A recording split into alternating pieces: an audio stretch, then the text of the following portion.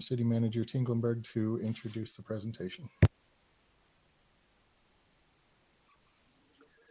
Good afternoon, Honorable Mayor and City Council. Thank you for giving up your time for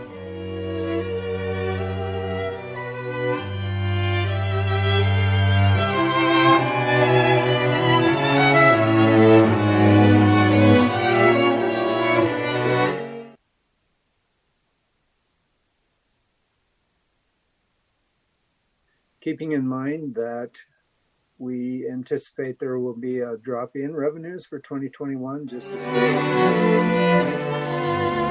we have tried to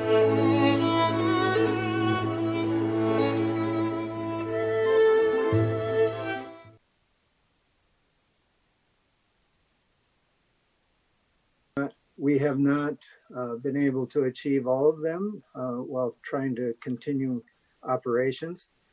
The other thing that I would mention just as an introduction, because of the drop in revenue, we've been forced to pull in some money from our fund balance in the general fund. It's only to the amount of approximately 300 and some thousand, which is good news. Bad news, we don't like to pull in money from the fund balance to continue operations.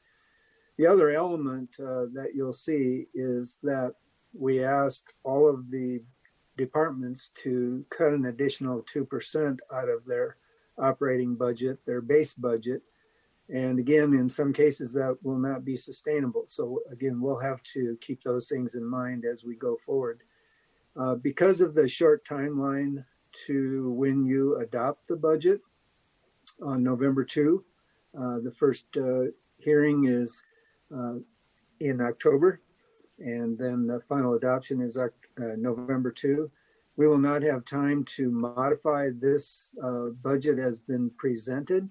So what we will do is for additional items that council may wish us to obtain cost estimates and incorporate into the budget, we'll bring those back to you in 2021 as amendments to the budget. So we'll be able to accommodate. It's just that we'll have to, again, pull more money from fund balance to accommodate those things, unless revenues do pick up more than we anticipate. That's always a possibility. So with that, I would like to turn it over to Cheryl Carsons, Director of Finance, to give the presentation about the operating budget. Thank you. Thank you, Roger. Good afternoon, Mayor and City Council. I want to start out by saying first, thank you to City Council, leadership, our department directors, their staff, and my budget team. As Roger mentioned, this has been an unusual year. Doing the budget entirely remotely and through a virtual platform has been challenging. I appreciate everybody's collaborations, flexibility, and patience. Finance certainly appreciates the partnership that we have with all of you. Dylan, can you please bring up the presentation?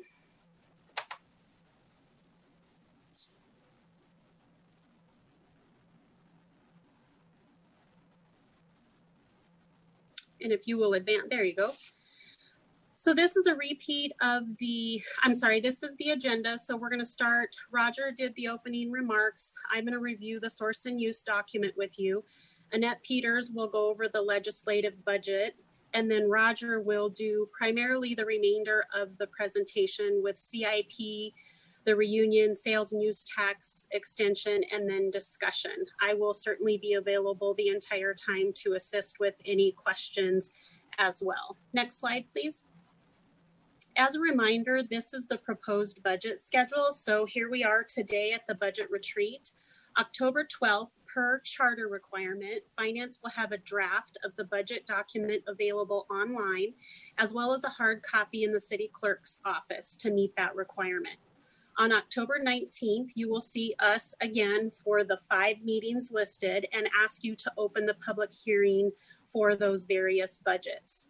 On November 2nd, we will ask you to close the public hearings and adopt the budget effective for 1/1/2021. Next slide, please. Next slide. Thank you, Dylan. So this is the 2021 combined general fund source and use. The top is the revenues, bottom expenditures. So the revenues have not changed from the previous meetings. We are anticipating general fund revenues at $86.7 million with a few transfers, one coming from the Water Acquisition Fund as that provides the payment on the Series 2017B debt that was issued for water. And then that 2K allocation is based on the 2K O&M model that was previously adopted by City Council. Those revenues come from the 1% revenue and help cover the variety of administrative costs that it takes to operate the various 2K projects. Down under the financial uses, you will see the various departments listed and what they have determined with the base budgets included, and now all of the yeses from the request summary that were included in their budgets. You will also see a variety of transfers. These transfers happen almost annually.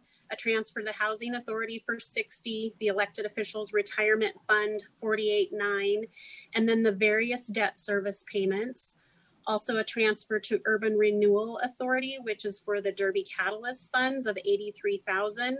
And then there are some items transferred to CIP based on the 2K O&M model and the IT capital projects that have been approved throughout the budget process. You can see the total for our expenditures are 88.7. That leaves an impact to general fund balance of 373,000, just shy of 374. On the meeting on 9/14, we had provided some scenarios of how to balance the budget. Based on the direction we believe we received from you, we did have additional conversations with all of the departments and asked for additional cut to their base budget, which was equivalent to about 2% in each of their departments. My budget analysts work with those department representatives to identify the 2%, and those numbers are incorporated into the presentation tonight. At the meeting on 9/14, we anticipated using 372,000. So you can see with the changes that we did incorporate, we came very close to that number that we had identified for you. In addition, as part of this number, the internal service funds, which is comprised of our fleet department, facilities, and IT, normally they allocate their costs at 100% to the other departments. We have reduced that allocation to 95% as another means to keep the amount of general fund balance down. Next slide, please.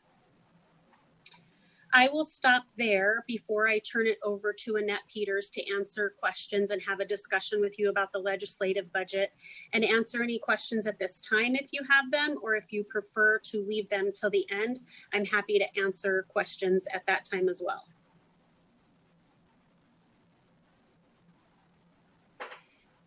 Thank you, Cheryl. Hope everyone is having a good evening. Dylan, if you could bring up the spreadsheet, please.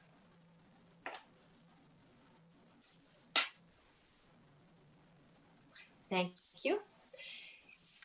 For the request and the information that we discussed at the last meeting, this is the spreadsheet of all of the information that we gathered from everyone basically we give money to. I hope you've had a chance to review it. There's a lot of information here.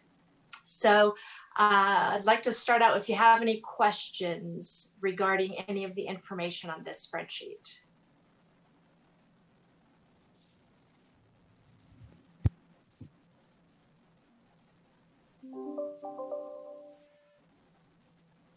Okay, I don't see that anyone has any questions.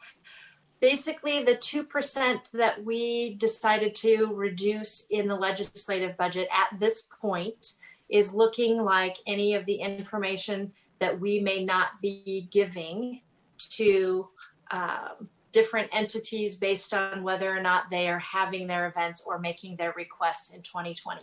As you can see through the contribution date on the spreadsheet, several of them have not made their 2020 request or have not held their event. So between these sponsorships and potential cuts in the travel budget for anything that may not be happening in person and may be happening virtually is how we were able to achieve the 2% additional reduction in the legislative budget. Does anybody have any other questions for me? We will continue to work on filling this information. Basically, the process that I would like to institute for next year is as the requests are made and approved, I would like to have the form that would be similar to the one we sent to gather this information sent out to those entities and ask them to give that information. Once we receive that form back from them, then we will cut the check. That way we can keep a good track on who we are giving that money to, what for, making sure that they are achieving the goals that City Council sets for those organizations, and that we are spending that money in the fashion in which you feel is the most helpful. So that way we can have a full spreadsheet of information next year based on actual information. We went back and tried to review and dig up as much information as we could, and then included whatever the information is people sent us. So as we continue to get it, we are getting some more still trickling in just a little bit, but I wanted to be able to have you see what we were able to gather so far. We will keep that information going and accurate and live so that you can take a look at that at any time you'd like to make that request. So that's all I have, unless anyone has any questions for me. I got a quick question. I know you were working on like a follow-up report of the event. Do we have one of those? That way we keep track if this is something that really does impact Commer City? Well, some of the information that we've been able to gather is on that spreadsheet, right, where we ask the question on the form. If the form is blank, we either didn't receive the form back from them or they didn't give us that information. We're in the process of making follow-up phone calls to some of those people who didn't or maybe not have filled the form in completely to make sure that we get that information. We're going to try to keep this spreadsheet, I believe it's sort of a working version, but I think we're going to keep some version of this going so that we can keep track sort of year over year to make sure that, you know, do we continue to make the right choices based on who you feel is using the money more appropriately. So as we continue to get that information, I will keep this spreadsheet going. And then I'd like to do basically the same version for 2021. But like I said, I think it will be more helpful by educating people as the requests are approved next year or for next year, that we just let them know it's a virtual form. We send them a link and we just say, as soon as we receive this information back from you, you'll have the check, you know, the following Friday. And I think it will encourage people to make sure that they're staying on task with getting us that information, and we keep it a little bit more in real time and make sure that if there are a few organizations that decide to push their events into later next year, if they're, you know, we're still not in person in the first quarter, those kinds of things, we had some do that, then we can decide whether or not that is something we want to continue to do, if they're turning in information, or how that sort of is going to behave. Thank you, Annette. You're welcome. Thanks, Annette. The spreadsheet is really helpful. Really appreciate it. I have one column that we didn't ask for, but it occurs to me because it looks kind of scary for all these nonprofits to not have made the request. And sure, I know there's need, but it's possible that they applied under one of our CARES Act grant programs, because we did open it up to nonprofits as well. Okay. So I was wondering if if we could add a column and then just plug in the amounts for the nonprofits that are on this list who did receive money. I would feel a lot happier, because I worry that they won't be getting the funds that they expected for this year. And so many of them have, you know, not simply services, but also organizational costs as well. And I certainly don't want to leave them shorthanded, because they do a lot to help our community. That makes Thank you. perfect sense. We can certainly get that column added and we'll go back and research that information and get it onto the spreadsheet and get it resent out. Thank you. You did a great job on this, though. Thank you. Thank you very much.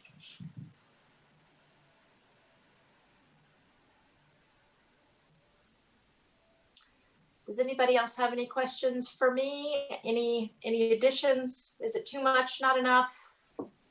We can certainly make any changes that we need to with this. All right. Well, if anybody, if you come up with anything or you think of anything later, just please let me know and we'll keep working at it. Thank you.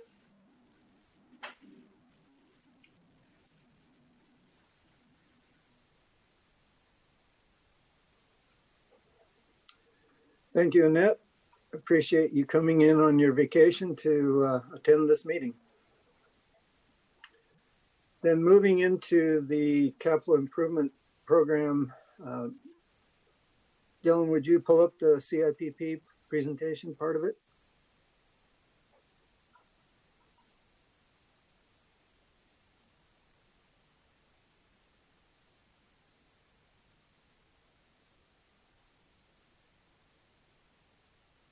Thank you. We've reviewed this previously, but basically this is the information I'll be rolling over. Next slide, please. So we have the 3 categories for capital improvement projects, and those are the traditional large projects as well as operational and preservation. Next slide, please. We've identified various needs and have broken those out by category in terms of drainage, parks, recreation, golf type of projects, street projects, as well as a match for a CDOT project. So estimated total is 15.3 million. Next slide. These are the various funding sources we've discussed before. No change there. Next slide. We've talked about the 2K fund and its original purpose. It was a 1-cent sales tax increase, and it was used to fund 5 projects that we completed in 5 years. And then we have moved on to start using 2K for the operation and maintenance of those projects that it funded, as well as pay off the bonds that were issued to construct those projects. Next slide. One of the things that we need to do is amend the policy for transferring money from the general fund to the CIP. Normally we would transfer approximately 2.9 million, and that goes primarily for pavement management.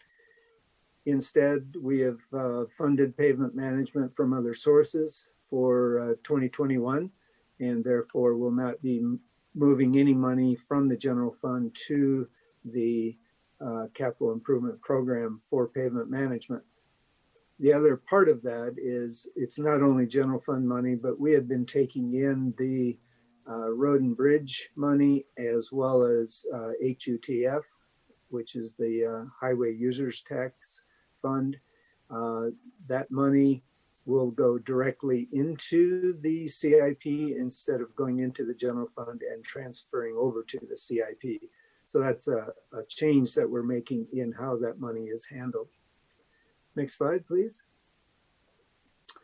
So this is the summary of all of the projects broken out by year. And you can see this is the 5-year plan. And one of the reasons that I included the extension of the reunion sales and use tax agreement is because this 5-year plan was built on the assumption that the sales and use tax agreement would be extended. If council chooses not to do that, then we will need to change the projects that are scheduled for 2022 on through 2025. So this plan will have to be changed next year if that agreement is not extended. Are there any questions on any of these projects?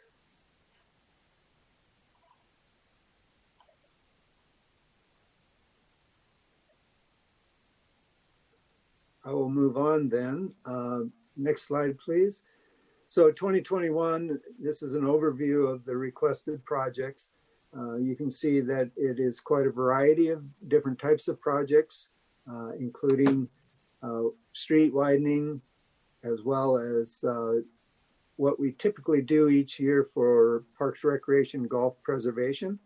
That involves replacing deteriorated or obsolete play equipment, as well as shelters and that type of work.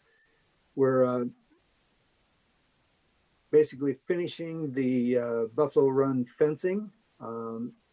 This will be the back 9 that will be done in 2021. There's also a drainage study that entails part of Buffalo Run, as well as the start of Buffalo Run Golf Course irrigation replacement. So the first year is design cost, and then the following year is the full construction of replacing that system. And that's a large project, 3.4 million. We also are doing some improvements in the Derby area, and I will be talking to the Commerce City Urban Renewal Authority board to have approval of that, because we will be pulling some of the money out of the Derby fund that has been built up over the years. Again, you can see that we're continuing with flat work and long range striping and pavement management. Those three are related to each other and typically handled together. We also included for the first time a railroad crossing reconstruction. We're budgeting again for additional part of the cost for Rosemary Street widening. This will be primarily right-of-way acquisition and design, finishing design, and doing some of the early work. We're also doing one street reconstruction. We have found that there are several streets that need to be totally reconstructed rather than just have pavement management occur. Next slide.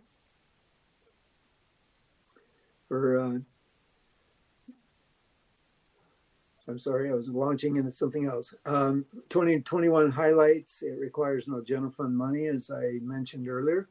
And this provides an additional 1.8 million for 120th Avenue widening, enabling 2 through lanes in each direction. And that's from basically the I-76 bridge and Chambers Road over to Buckley Road.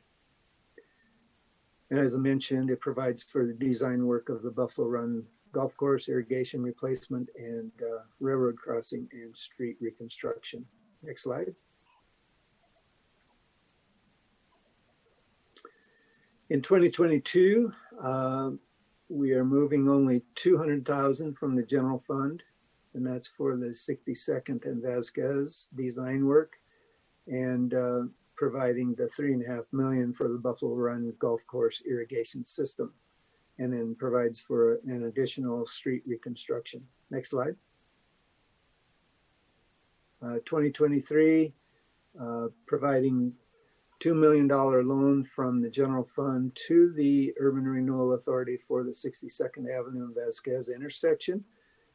That's assuming 2 million will be enough for that intersection. But again, it depends on our work with CDOT as well, since they are going through their exercise right now of looking at options for 60th Avenue and Vasquez. This also provides some match money for CDOT widening of 104th Avenue. This isn't the actual widening. I should have made that clear early on. This is for design work and planning. And then again, we provided for a railroad crossing and 1 street reconstruction. Next slide. 2024, this provides money to start the design work of widening 96th Avenue between I-76 and Highway 2. and it provides additional match money for CDOT widening of 104th Avenue. Again, assuming that project moves forward. We would not fund PRG preservation during 22 and 23 because of the irrigation project and the amount of money required for it. But in 2024, we would be able to restart that preservation program. And then this would be the final year of funding for widening Rosemary Street. And again, providing one railroad crossing replacement and a street reconstruction. Next slide. And 2025 provides $1 million for design and pre-construction work of widening 96th Avenue between I-76 and Highway 2, as well as finishing match money for CDOT widening of 104th between US 85 and the Platte River. It also provides $1.4 million for the Fairfax Park drainage reconstruction, in addition to, again, another railroad crossing replacement and street construction. Next slide. So that's the extent of the 5-year plan.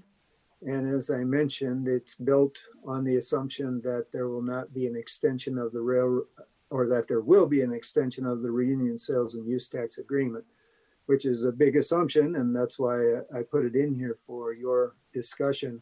Next slide, please.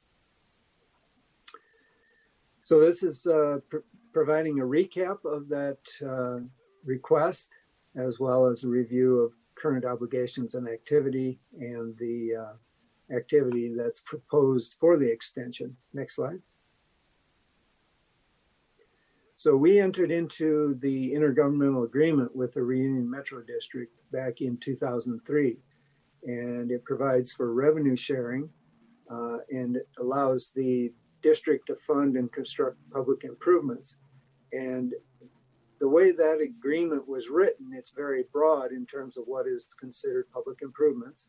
Includes both drainage and streets, as well as landscaping.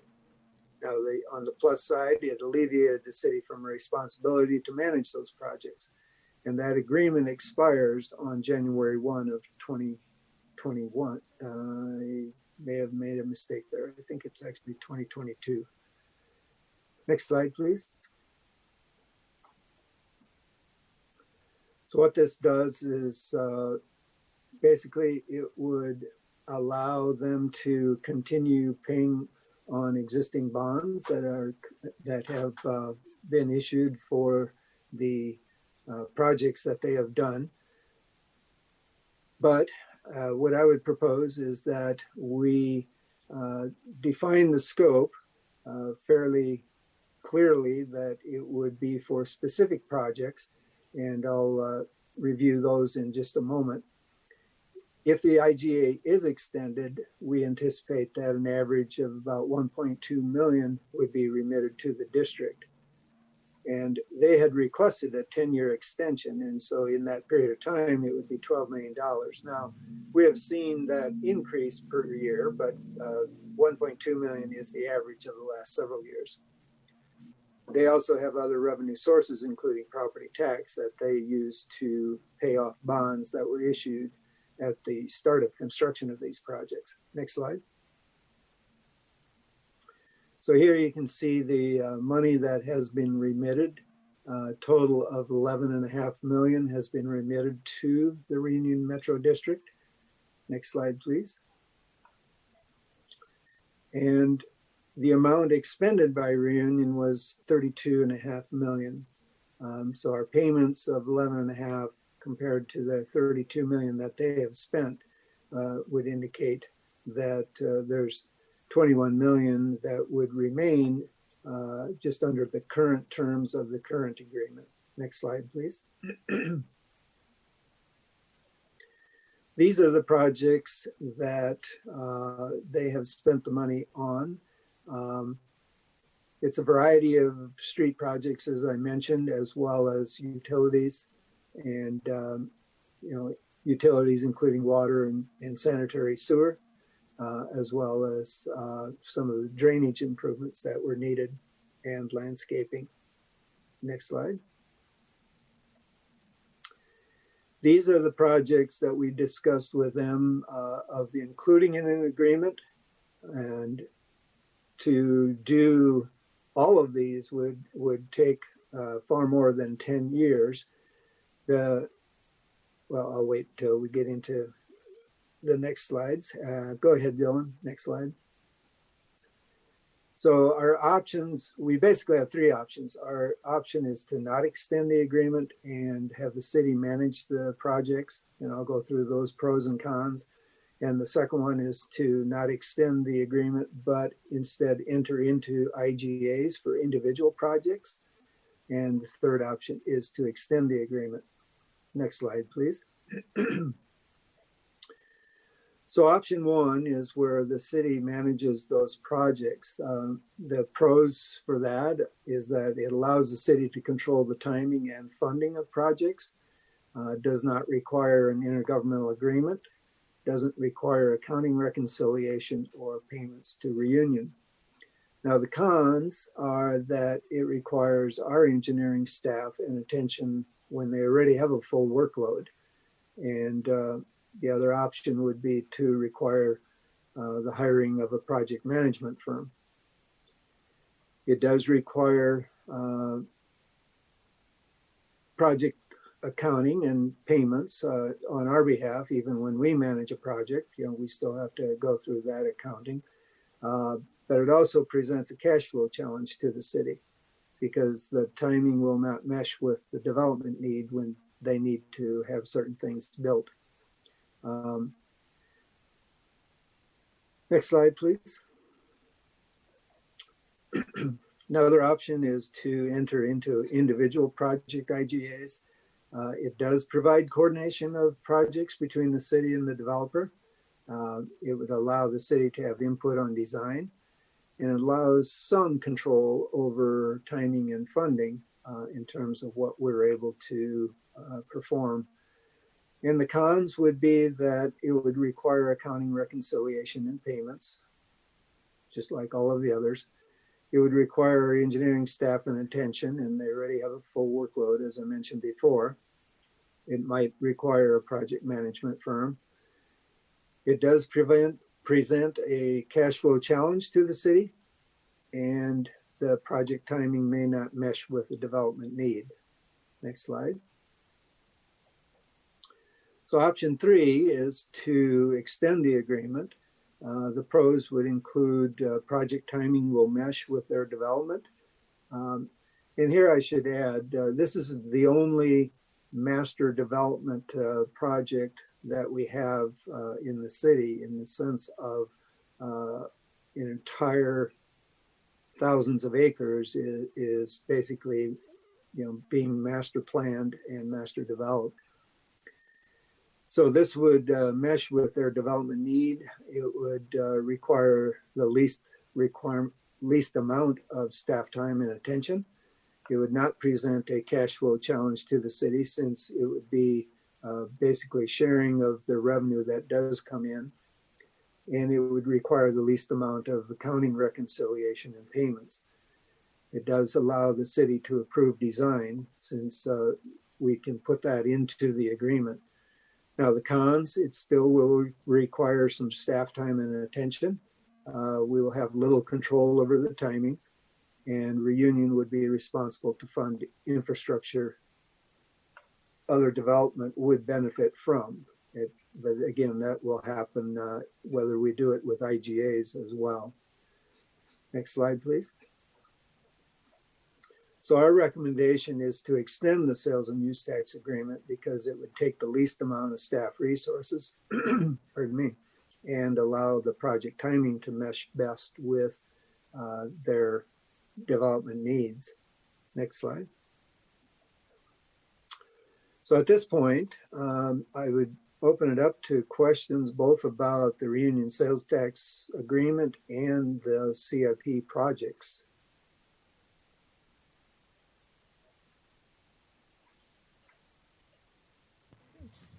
Councilmember Dara. Yeah, I just have one question. You mentioned that you also have other sources such as property tax, and I'm guessing that's through metro districts. Do we know how much they brought in over the years from those sources? I do not. We didn't ask for that information. Yeah, I guess, because it looks like there's a giant shortfall, right? We're talking about how much these projects have cost versus what this tax revenue has brought in. But, I think we kind of don't have the complete picture here of what is the actual shortfall for this, because this isn't the only funding source for this. So is that something that you can look into and get to us? We certainly could.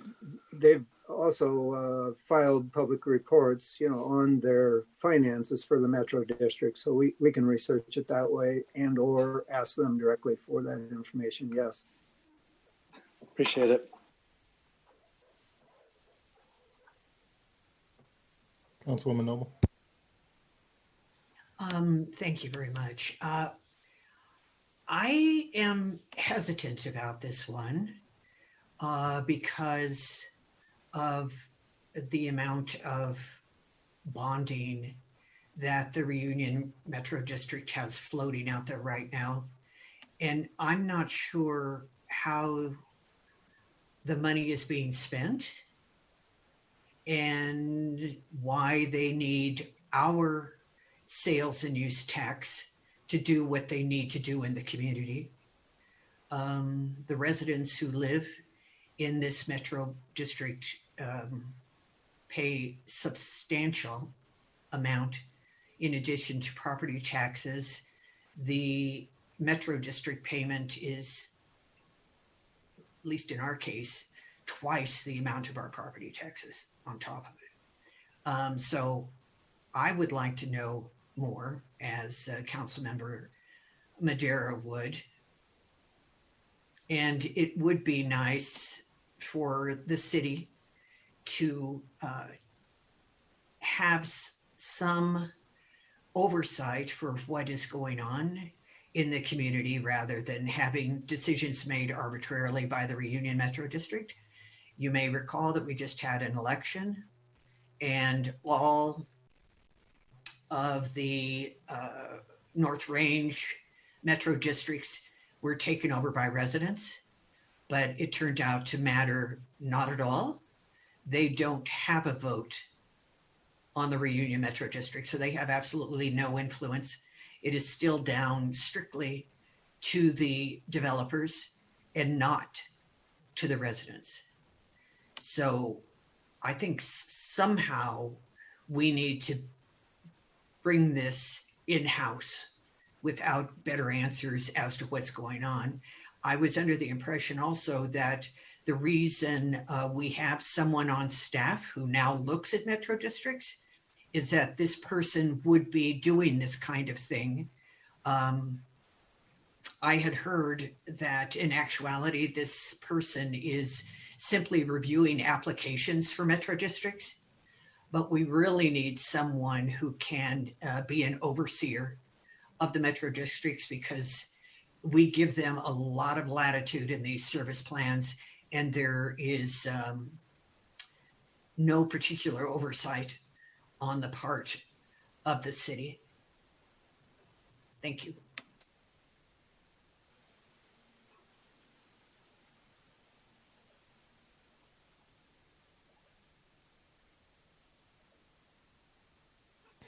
When do we need to make a decision on this sales tax rebate? Certainly not tonight. I was just looking for the term of the agreement. It's a 20-year term, and it started in 2001. I know there's a specific date. Sorry, I'm distracted by doing that. Don't need to make that decision tonight. As I mentioned before, if council chooses not to go in that direction, then we will need to modify the 5-year CIP plan to incorporate some of those projects into the 5-year plan, because there will be a need. For example, I think Chambers Road is the first project that will need to occur. So we will need to start funding that project in probably by 2022. Thank you. Councilman Hurst. Yeah, thank you. You know, that discussion I'm sure can be had after this meeting because it is a long one and it's very important.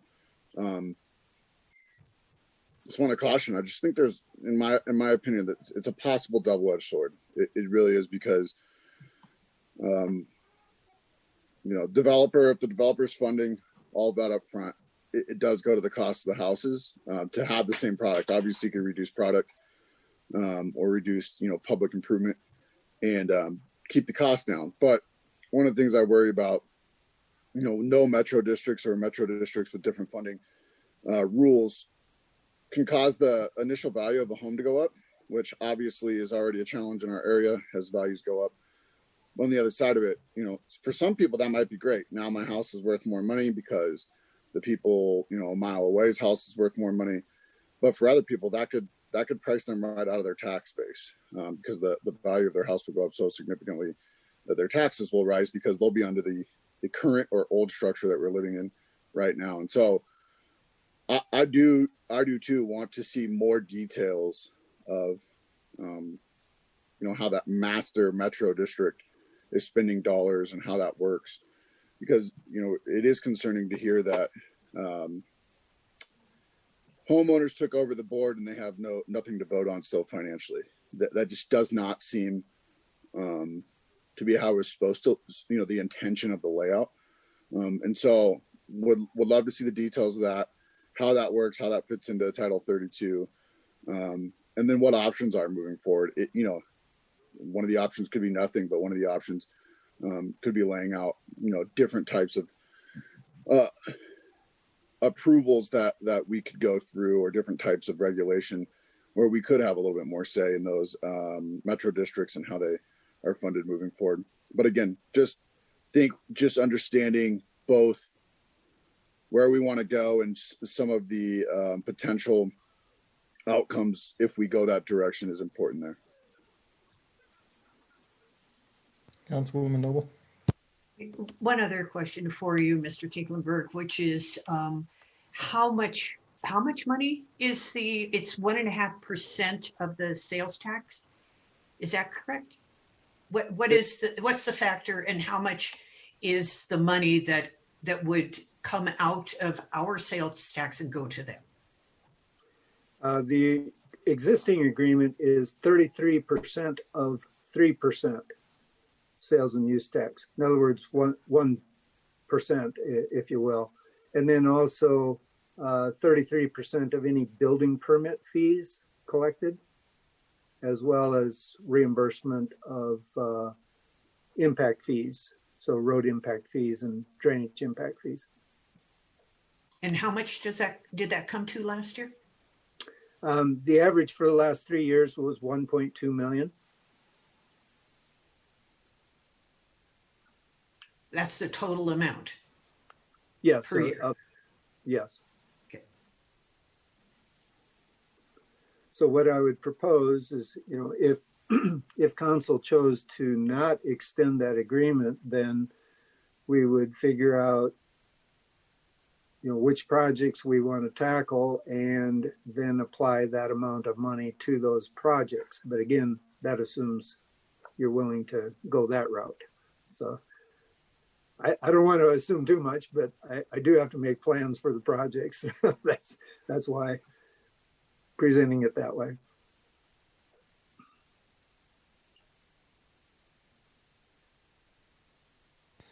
I think this is going to be one of those that we're going to need to dedicate almost an entire meeting to discuss and break into all the financials and look at it, the pros and the cons, and have a frank conversation on what we think the best path going forward is. I have some red flags that concern me, especially the idea of a 20-year plan agreement. So if you can get that on the schedule at a time that works for everybody, that we can have that conversation. Sure. We can do that. It probably would be November, December before we would get to that, because the other meetings are pretty well booked up prior to that. Plus, that would occur after the adoption of the budget. I did find the date. It does expire January 1 of 2022, even though my slide said 21. That was an error on my part, so apologize for that. So we have some time yet to make that decision. Again, wanted to bring this to your attention, and we can proceed with the adoption of the 5-year capital plan, just knowing that we will need to modify it next year as we prepare for the 2022 budget if the extension is not approved. Meanwhile, are there other questions about the capital improvement program itself?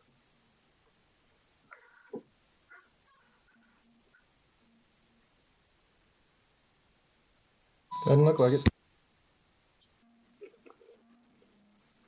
Okay, thank you. So wrapping up comments, again, we attached supplemental information to that presentation. So if you have questions or thoughts about the other programs and other funds, just scroll down on the presentation that was sent out to you and you'll see much more information attached. The next time this comes back to you, the entire budget is on October 19. That's when you would open the public hearing. Traditionally, what we have done is extended that public hearing to November 2, at which time then you would close the public hearing and vote to adopt the budget and establish the mill levy for the coming year. Are there any questions about that process?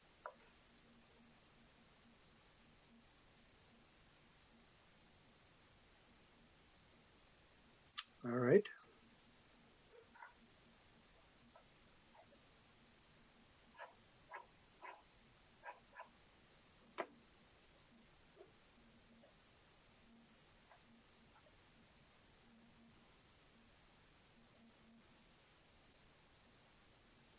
Sorry.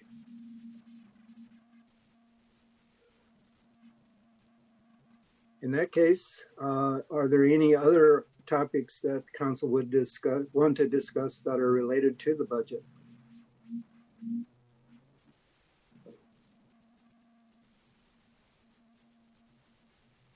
Councilwoman Allen Thomas. Yes, thank you, Roger. I'm not, and thank you for the presentations everyone gave tonight, but I'm not sure where this would fit into the budget, but I've been talking to several of my constituents with the crime and issues going on in Commerce City, and a lot of them in my area are wanting to start a neighborhood watch program. And I've been talking I forget his name, Chief Nichols, appointed a commander to me, and there's no funding available for this because there is expenses for flyers, virtual meetings, stuff like that. So is there somewhere in the budget where this could fit in is one question. I'm not sure where that, to help, get the residents involved in neighborhood watch programs. Apparently there is no funding for Commerce City to start that. So is that a possibility somewhere? I would say yes. What we'll have to do is identify the costs associated with that and then bring that back to council for approval moving forward. The police department is one area, for example, where the 2% cut is really crimping things, so that's why I had mentioned that earlier. Operationally, it's really tight, so again, it depends. It comes back to council priority and how our revenues are doing in 2021. Okay. Because I don't know how other council members feel and the mayor, but I do think somewhere I hope we can find funding for that, because I noticed in Michelle's presentation she said there was already a 2% decrease in the budget for the police department, and then I was concerned, is that going to did that hurt our police department as well? Since their budget got cut 2%? Yes, the chief has discussed that with both Cheryl and I, and the implication is that some of the positions that were proposed to be added for 2021 would not be able to be funded. That's where he would have to cut, because he's pointed out he can't cut any further in the existing operating budget for the department. All right, thank you. Yeah, because I just wanted to throw that out there to the mayor and the city council, because I've been talking to, like I said, Chief Nichols, and I forget what the name of one of his commanders, but we were referred to go to I was told to give my constituents a website, and it's a lot of work involved, but you basically have to print flyers. A lot of stuff is involved, and then they were told that they have to do that at their own expense. So, a lot of people don't have the extra expense to start a neighborhood service program themselves. I just hope, city council and the mayor, keeps that into consideration. And, Roger, if you can somewhere bring that up to, wherever it fits in at a later date, possibly. Thank you. Sure. As an illustration, if council didn't want to make that 2% cut in police department, for example, that would be $417,000 in their budget. It's a substantial amount of money that would be coming out of their budget, just to give you a comparison.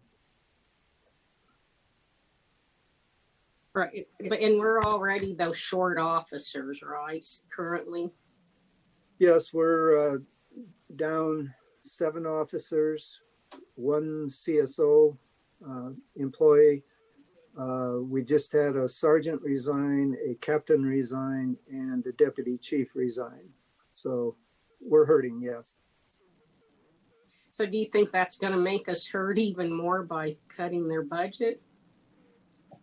Well, certainly. Every time you cut, there is an implication to that. Thank you. Just one last question too. Is any of the money for that going to hopefully recruit more officers then? Well, we recruit on an ongoing basis. That's a cost that we bear every year, no matter what, basically. All right, thank you. Sure. I would really rather not see that 2% reduction in the police department budget. Crime in our city is very unsettling right now. I think a couple of things really need to be looked at. One, restoring that budget to 100% to make sure that they have the funds necessary to provide a safe community for everybody. And 2, looking at bringing on a contract in order to have people patrolling our parks until we have an opportunity to actually have people on staff that can do that. A short fix would be to contract with the security company, let them actually do park security patrols for us in order to make our parks safer for our residents. Councilwoman Noble. I was going to echo Councilmember Alan Thomas's comments. What I've seen up here is the anxiety that Mayor Huseman, I think, is referring to, and people talking about starting neighborhood watches. So somehow something is going wrong that needs to be fixed. When we had our retreat at the beginning of the year, not retreat, but orientation, the chief had mentioned that officers leave regularly because our police department doesn't offer the same opportunities that other police departments do if an officer wants to expand their horizons or become a detective or do homicide or whatever the case might be. So I think there's some natural attrition going on as well. But if we have people who are concerned about their safety, then I think it's some sort of conversation that we need to have. I don't know whether it's about arbitrarily cutting 2% or arbitrarily adding the 2% back in again. But somehow we need a handle on this because the concern and worry among some people was clearly getting out of hand, and they have reasons for it. You know, they keep posting when something occurs, and they don't understand why there isn't more happening on the part of the city to protect their homes and security and property. Councilman Hurst. Yeah, I've seen a lot of that same concern. You know, one thing that I would definitely agree with the mayor. First of all, is that I would, you know, if we're going to spend additional money on safety, I'd prefer it only goes to the police department. You know, I understand that not the whole city is covered by homeowners associations or metropolitan districts, but that is a service that can be funded through those funding mechanisms. And the, you know, the neighborhoods in the north pay a ton of taxes when you break it all down. And in all reality, those can be funded through those services as part of your property management. That's what we pay for in our taxes in the north. And so quite honestly, it's tough to take something that's already potentially paid for and spread it throughout the whole city that way. But I think there's already funding mechanism available there. And that's exactly how we would have to pay for it, is out of our pocket through that situation. And so the other thing that, you know, I'd like to point out is, you know, let's not create a ton of additional fear that's not necessary. It's not that things aren't happening. They definitely are. But if you look at the metro area, it's a huge spike in crime for the whole metro area. I'm not saying we shouldn't be doing anything about it, but I'm saying in a realistic, from a realistic point of view, this isn't a normal year to be gauging all of our crime statistics off of. And so 2020 has its own set of challenges that are not limited to the pandemic. And so, you know, the rising crime, obviously we could be looking at temporary fixes as we're trying to get through the pandemic. You know, one thing that, so again, that's why I would be willing to support the police officers more. Just talking to Denver PD, and they're on track to lose 112 people by the end of the year if things keep going the way they are. And so for us to be losing, you know, 5 to 7, it hurts because we're a much smaller department, but it's not unrealistic for today's setting. And so I know State Patrol has had several early retirements already.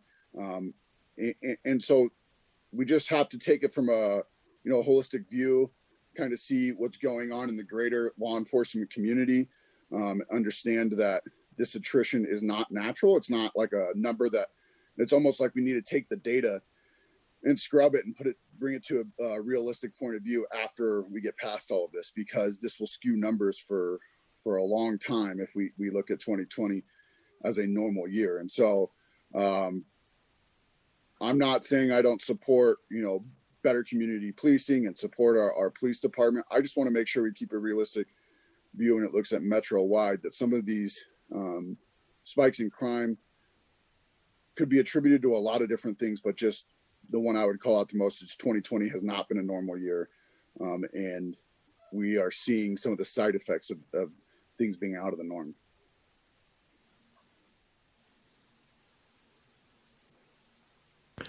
Now, that's a good point that crime has risen pretty much all across America, but I don't think that residents expect us to throw our hands up in the air and say, they rose everywhere else, so we don't expect to do anything. So I do believe that we need to take action.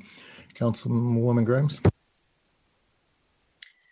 Thank you, Mayor. Yeah, I would echo a lot of the comments that I've heard from other council members related to the police budget and staffing. I would advocate to keep the police budget whole this year and not see the reduction of 2%. Maybe not increase the budget, but at least keep it whole with the last year's budget. I'd also like us to explore opportunities to help reduce personal liability of police officers that they're now having to assume because of the new legislation this year. So I don't know what that looks like, but I think it's a really hard time to be in public safety. And if we want to keep good officers, I think we need to look at ways to make Commerce City a more attractive place to be a police officer. That's an excellent point that you make, and looking to see how we can reduce that liability that would make us more attractive. Councilwoman Noble? I was curious about the comment that Councilmember Hurst made regarding HOAs doing security. I don't know why you think that is the case, and wouldn't a Metro District service plan indicate what it is that's required of the Metro District? So 2 parts to that. Did not at all indicate that an HOA could provide security. We said a neighborhood watch, which does not really qualify as a security company whatsoever. I think it's something that neighborhoods do on their own. As Councilwoman Allen Thomas said, it does come at a community cost to provide the documentation and things. But a Metro District outlines several different types of services that can be give or provided by the Metro District to a community. Maybe not all of them qualify. I'd have to look at each individual plan, but those services can be dictated and voted on by the metropolitan districts. And so if it's within their guidelines, they absolutely can take that on as part of their operating budget. And that could be just like the printing costs that we're talking about, not actually paying a security officer, but having or funding the installation of neighborhood watch signs at the entrance of your neighborhood or at the parks or whatever the decisions are. You'd have to have a funding mechanism for that, except, unless everybody walked around with a hat out around the neighborhood. And so, trying to find already built-in solutions is really the only reason I brought that suggestion up, is because, let's not start from scratch if we already have some opportunity out there. But again, I don't think there's a silver bullet for that one, because I know at least most of, if not all of Councilwoman Allen Thomas's district does not have a single Metro District in it. And so there'd be a hole there, obviously, in how you would approach that. But I think there is some opportunity within the city to take a look at what services or structures are already there for us to take advantage of. Well, I wholeheartedly support Councilmember Allen Thomas's request for ability to make neighborhood watches functional on behalf of the city. I would like to see the service plans. Are the service plans, Mr. Tinklenberg, on the Metro District website or page that the city created? Because those service plans would determine what we can expect of a Metro District. Yes, that last part is true. I believe they're on the city website, but I will verify that to make sure. Great, because I would like to read them. If it's not on there, if they could be sent to us, that would be helpful. Thank you. Sure. Question for Mr. Smith, who's out there. How much money do we have left in CARES Act funding?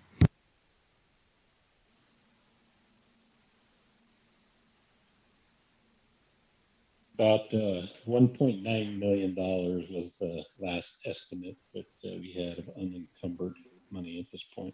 Thanks. And we're still required to have that spent by December 31st? No, by December 4th. Oh, okay. Even worse. And would it be a fair assumption that we need to start neighborhood watch programs because of the COVID crisis causing an increase in crime throughout the community? That's a question for our legal staff to review, but I would think not. The program's been in existence for a very long period of time, and I think articulating a need related to COVID would be very difficult to do. Is there a way that we could look at a justification for using COVID funding in order to do something along that way?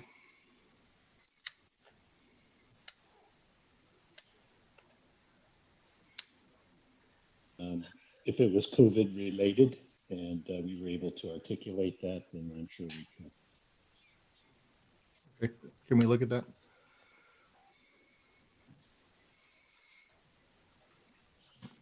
Thank you. Neighborhood, some kind of a neighborhood safety program related to the spread of the virus, or I'm not sure I Yes. understand what you're asking. Yeah, some kind of neighborhood safety program as a result of the spread, or as a result of the virus. I think that's exactly the way to put it. Looking at implementing a safety program, neighborhood safety program to combat the effects of the COVID-19 virus. I would be happy to do that. I would invite you to inquire with Chief Nichols too about his thoughts, and he would be leading that effort. Okay, sounds good. Councilwoman Allen Thomas. Yes, thank you, Mayor. And like I said, part of the situation, I agree with the mayor, crime, I feel has increased, it seems like, because of the COVID, and a lot more people are at home. They're unemployed. And just so, you know, the mayor and council knows, my husband did already have a meeting with Officer Costello, who came to our home. Chief Nichols already appointed an officer to get more residents involved in neighborhood watch programs. And the sad part, he came to our home and gave us about a 50-page packet. I don't know if you guys can see this, but it was in black and white. Said there is no funding at all. We had to Google McGriff the dog, etc., and that they were aware there is increased crime rates. Like you said, he basically said there is no funding at all, and said we would have to do everything on our own. So I agree with the mayor, and I think it's a serious situation that definitely needs to be looked into, and especially, you know, like in my ward, it's a big concern. So thank you. Any other comments on this topic before we move on? So I think there were, I'll get to you in 1 second, Councilwoman Noble. I think there were majority of council members who wanted to see what it would take to restore the police department budget to at least the non 2% reduction level. What is that going to take for finance and for you to do at the city manager level, Mr. Tinklenberg? As I mentioned, that's 417,000 is the difference. I'm not sure if finance will have the time to do that before the October meeting to get that out to you. But if not, what we can do is then have an amendment to the budget to amend it. I don't know if we want to say prospectively, but anyway, we can amend it either in December or in January to restore that funding if that's the desire. Roger, this is Cheryl. If I may, finance can make that change by the by the October meeting. Okay. That would then result in use of fund balance of 791,000 instead of 353,000. Instead of the 373, you mean? I'm sorry, did I say 353? Yes. Yeah. Okay. So that's a relatively easy fix. Okay. Councilwoman Noble. It's a good time to remind people that on October 1st, there's a public safety town hall. So hopefully some of this will be discussed at that time and residents will participate in that. Ms. Karstens, I was under the impression when we talked that the city council, that there was an amount of money sitting over there on the side somewhere that isn't necessarily designated in the budget.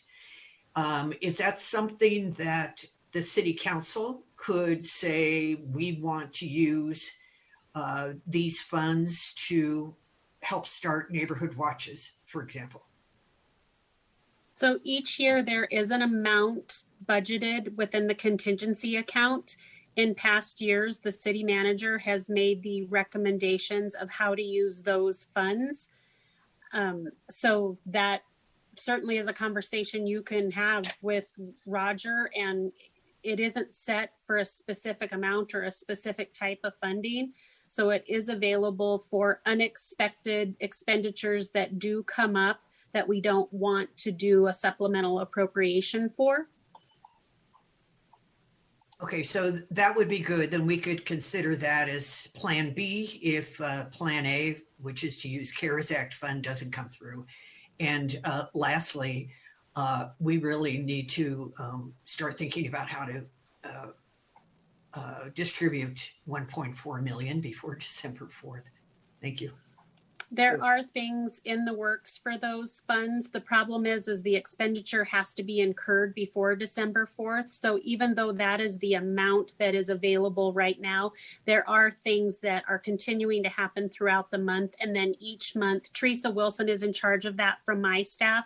She's the one that is sending that report to Adams County. So as soon as she sends the report that is due at the beginning of October, we will have an updated remaining amount available for you, and we'll share that information with you at that time.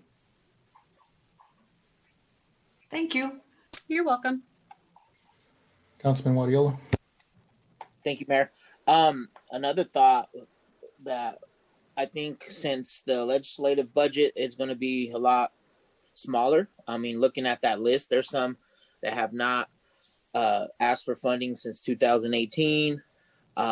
You know, maybe we could use some sponsorship if you guys could come up with how much startup kit for a neighborhood watch program would be, and we could look at that budget. I think it's equally important to look at the northern range for neighborhood watches and the Corps. So maybe if we could look at the budget for that, Roger, and see how much, maybe, I don't know, 5 or 6 neighborhood watch startup kits to start that. Certainly. Okay. Any other comments on this topic before we move on?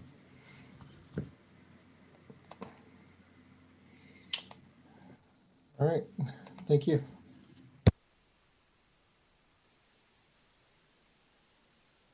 So back to the question about the Metro District service plans.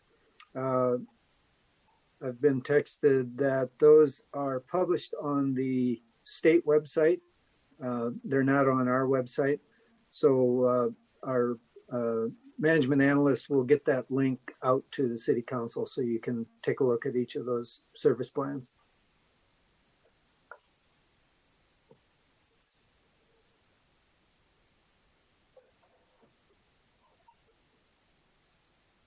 Are there any other topics that council wishes to discuss regarding the budget for 2021?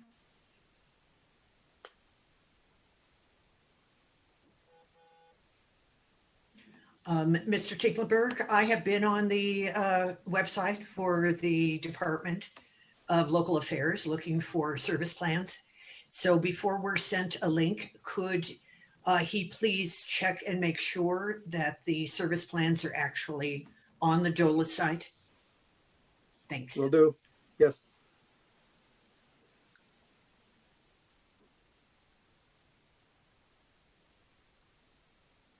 Let me ask you an unrelated question that is yet related, and that is winter retreat.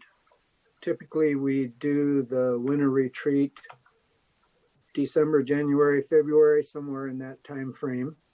And that is to set goals for the following year, which is, in this case, would be for 2022. Do you have any thoughts on how you would like to proceed with that for this starting the next round?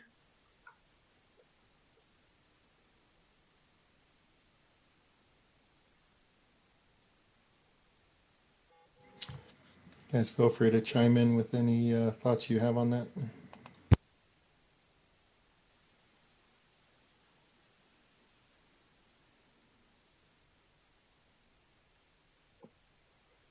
Roger, are you asking, oh, go ahead, Craig. No, please go ahead. I just got something quick to add. Are you asking specifically like what type of retreat we would like, or what's your, I guess I'm not quite sure what you're asking. that's a valid point since I was rather vague. In years past, we had Jody Erickson facilitate those retreats. Last year, we had Mike Conduff facilitate the retreat. Do you have any preference in terms of how we approach it? Last year was significantly different with a focus on good governance. There was not, other than the sticky note exercise, there was not a lot of discussion of priorities. And it seemed to me that we sort of missed the mark with lack of discussion of priorities. Do you have a preference in terms of how we approach the topic? Yeah, I personally would like to see a more structured approach, maybe even more of a organizational communication type approach, as well as good governance. Maybe a little less feel good and a little more substance this year. Okay. Councilwoman Noble. I agree with Councilmember Grimes. I am thinking about the fact that we still have the same city council goals that the prior city council had, that we haven't even had that discussion, let alone, you know, any priorities were sort of given not as much attention as would have been helpful at the end of the meeting. I would love to be able to brainstorm with my colleagues and see what our areas of agreement are and what our areas of disagreement are, and what initiatives that we have that could help Commerce City. So a discussion that has more about the municipality than it does about personality. Absolutely agree. And then also, how do we tie those things back to the comprehensive plan as well? I think we had too many ideas coming out of this year's retreat. We need to really narrow the scope into something that's realistic and digestible for the coming year. I think those are all good points. You know, the city council goals were actually set a couple councils ago. We didn't change goals 2 years ago whenever most of us got elected, and haven't been changed since the rest of you got elected. So I definitely agree that setting council goals for the vision of where the city needs to go should be one of the priorities that this council has. Go ahead, Mr. Hurst. Yeah, I definitely agree with that too. Obviously, different council. The one thing I was going to ask is, are we going to have kind of the end of the year accounting wrap up by then, so we know a better number that we're working with for next year? I might have missed that. Sorry, my dog was barking super loud and I was trying to deal with that. Typically, if you're talking about financial accounting, typically that's not done until approximately April, right, when the external audit is complete. And even then it's preliminary until they officially wrap up their work at the end of May, typically early June. So we could have some preliminary numbers, but they would be very preliminary at that point yet. If for example, we had the retreat in January, February, it would still be a moving target, quite frankly. Yeah, and that's kind of why I bring it up. You know, I obviously would advocate for later February only because of that. You know, based off of your experience, when you say preliminary, like what's the confidence level? 75%, something like that. That those numbers are pretty accurate. How often do we have significant changes after the audit? Not significant changes, but none of that is really, you know, the year end isn't wrapped up until basically end of February, early March. You know, final expenditures are brought through, and more importantly, revenues.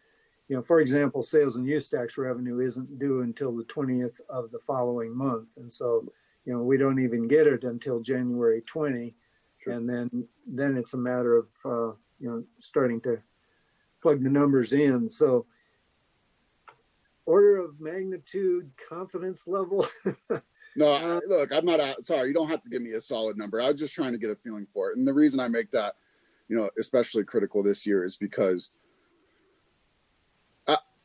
if we had, 80% confidence, 80% confidence in what our budget was actually going to look like, I would feel so much better making kind of short-term goals, right? Long-term goals, I'm not sure those change very, very much at all, depending on what we bring in this year. But short-term goals, what we can do over the next 3 years, are going to matter based off of that revenue change. And so I don't know, between now and the end of the year, we could see a new trajectory that we're not seeing today. And so whether that's a positive or negative one, I'm not sure. But I just really want us to, with the challenges that we're facing, and they're not maybe as significant as any of us thought they might be when we first got into this, but I want us to be a little more confident, and have some solid footing on short-term goal making just based off of what we can do, being realistic with the revenue that we have. Now, when you say short-term goal making, are you talking in terms of the 2022 goals? Yeah, I mean, for me, this is just me. When we have this meeting, when we have this meeting, that's when I first start thinking about, what are some of the projects, maybe not, paving a whole entire road, but some of the smaller stuff that we've done in the past. This is when I first start thinking about that. And quite honestly, in 2022, you might tell me not to think about any of those because we're not going to have any fluctuation in the budget. And that's perfectly fine. I understand the sacrifices we're all going to have to kind of make in terms of wants versus needs as we're coming out of the pandemic. And so I just want to have a good understanding of what our expectations are, and maybe short-term goal making isn't the right term, but that's the gist of what I'm thinking of is how, what can we get done in the next 18 months is kind of my mindset, and trying to understand where we're at. Cheryl tells me we can have 80% confidence level. That's just throwing a number outside. Councilwoman Noble. Cheryl's a machine, by the way. She's good. And I do want to point out too, is that tomorrow night, I guess we'll get a better idea of what's happening with the city manager recruitment process. So it would be really helpful if whatever date we wind up picking, that perhaps that person might even be in that role by that point. That would make a lot of sense, I think, if we think about that. Thanks. That would be an argument for a later date for the retreat.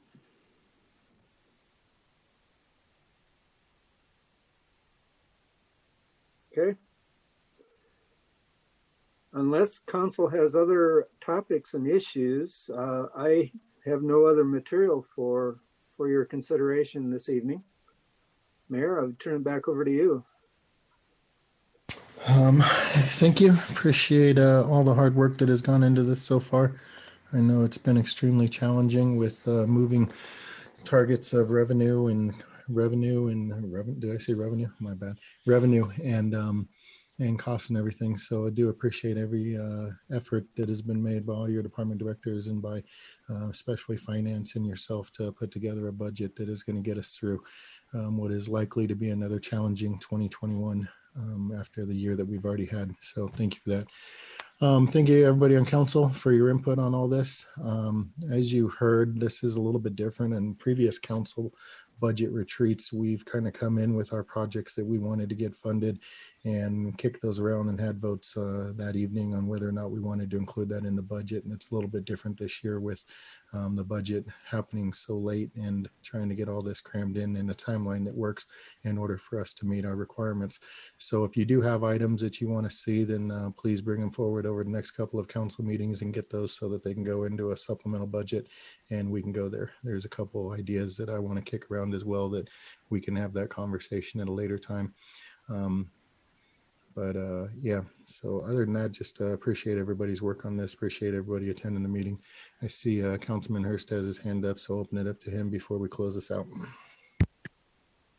Apologize, Mayor. I definitely didn't mean to be behind you on this. and trying to speak last. Really, one thing I wanted to talk about though, or just bring to everybody's attention, and Director Rogers has done a really good job, kind of responding to me, and so has Mr. Tinklenberg. But one thing I want us to all think about is, be prepared for some of those projects that you want to see that maybe are more of a wish right now than a reasonable budget request, because the Department of Justice, Federal Highway Administration, all the levels of the DOT, are giving lots of grants right now. They're changing some of their funding methods right now and converting those to grants so they can more specifically work on today's issues instead of their 20 to 30 year plan issues like they do a lot of times. And so, we started talking about, I sent something that didn't end up, it's probably not going to end up working out for what we'd want around the light rail station. But it's worth looking into. Let's just say that. And we always talk about color of money, how you can spend certain types of money. There's going to be pretty strict parameters around a lot of this money, so you have to fit into specific guidelines of how the money can be spent.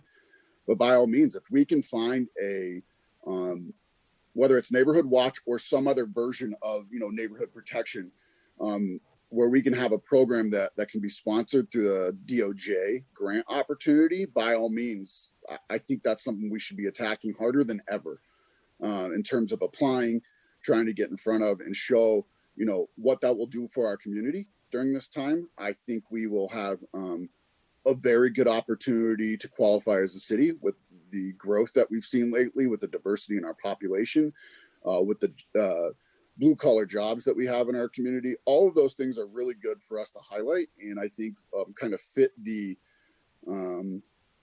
call for ideas for a lot of these things. Not all of them have rolled out yet, but obviously there's lots of discussions about what could come. Even state level agencies are giving out grants to cities to help improve, kind of, bring back the economy from the pandemic. And so really, this is my request from everybody, on council and at the city staff, is keep your ear to the ground on this one, because I really think, the federal government's going to be looking to reinvest in our communities coming out of this to try to bring back, a strong and thriving communities, economies, jobs, you name it.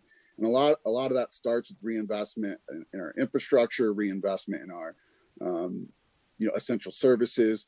And so please, if you hear any opportunities like that, at the very least, forward them on to city staff so they can be taken into consideration, because I think there'll be plentiful opportunities out there in the next, 12 to 18 months. Thank you.